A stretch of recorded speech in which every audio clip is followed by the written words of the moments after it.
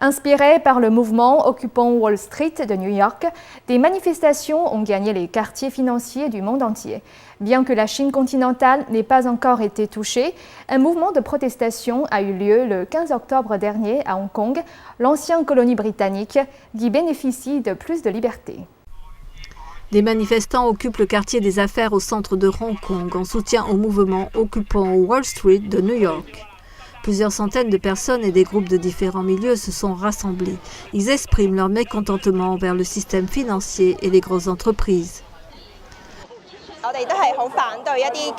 Nous nous opposons à l'avidité des grosses entreprises. Nous ressentons fondamentalement que nos ouvriers produisent beaucoup pour nous. Ils devraient être traités de façon équitable et leurs droits devraient être garantis.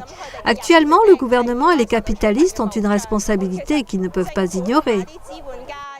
Dans la foule se trouve Chen Guangyu de l'Alliance des victimes de Lehman. Selon lui, l'effondrement des banques en 2008 pose des questions morales.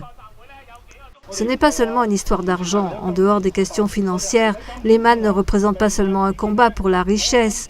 L'incident Lehman pose les questions du bien et du mal.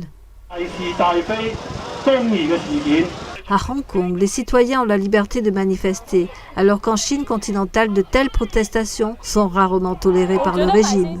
Je me sens vraiment fière parce qu'en Chine continentale, on ne peut pas voir ce genre de choses. Alors je suis venue apporter mon soutien. Je sens que cela manque vraiment sur le continent comparé à ici. En Chine continentale, on ne peut pas dire les choses que nous pouvons dire ici.